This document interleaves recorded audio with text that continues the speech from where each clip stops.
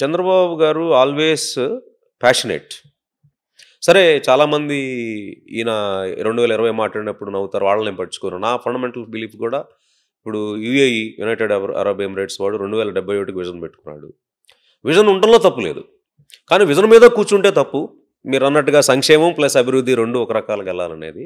So మీ దృష్టిలో నేను 2047 వరకు వెళ్ళనండి. 2029 ఎలక్షన్ల ముందుకు వచ్చే టయానికి 10 లక్షల కోట్ల అప్పులు ఉన్నాయి, అమరావతి క్యాపిటల్ రెడీగా లేదు, లేకపోతే పోలవరం ఇంకా రెడీ కాలేదు, ఇలా చాలా సమస్యలు ఉన్నాయి కదా sir.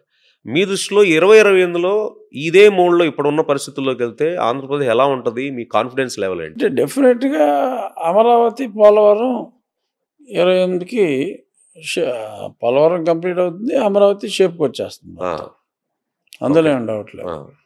So per capital income ఏంటి సార్? ఇప్పుడు మ్యాక్సిమం 1.5 lakh ఎంత ఉంది సార్ మంది? నాకు తెలిసి తెలంగాణ 2 లక్షల చిల్లర ఉన్నట్టుంది. తమిళనాడు నెంబర్ 1 అన్నారు, ఏదో 3,14,000 ఎంతో. యూపీ 94,000 ఎంతో ఉంది. ఇప్పుడు చంద్రబాబు గారు కంటిన్యూస్గా చెప్తుంది ఏంటంటే పర్ క్యాపిటల్ ఇన్కమ్ పెంచాలి మన ఆంధ్రప్రదేశ్లో. ఇప్పుడు వనరులు, ఇప్పుడు మీ దృష్టిలో గ్రోత్ ఇంజన్స్కి పునాది పడిందంటారా? ఆంధ్రప్రదేశ్లో ఇదివరకు గ్రోత్ ఇంజన్స్ చచ్చిపోయినాయి, మనం ఇందాక మాట్లాడుకున్నప్పుడు. పునాది అయితే పడింది, పునాది అయితే పడింది. ఎవరు ఏ బాధ్యతలు నిర్వహిస్తే ఆ పునాదులు గట్టిపడి అది నిజంగానే ఒక ఇంజన్స్ అవుతాయి. ఎవరేంటి కాదండి, అందరూ బాధ్యతలు నిర్వహించాలి. ఎమ్మెల్యేల దగ్గర నుంచి 175 దగ్గర నుంచి ప్రజలు కూడా.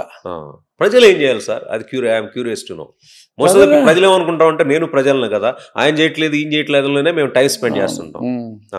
అసలు ప్రజలు చేయాల్సిన బాధ్యత ముందు ప్రజలు అసలు పని చేయడానికి సిద్ధపడాలి. పని చేయట్లేదు అంటారా? అంటే పని చేస్తే ఇప్పుడు మా జిల్లాలో మాకంతా కూడా చేపల చెరువులు ఉన్నాయి. చేపల చెరువుల్లో 80% people are from Bihar, Bengal.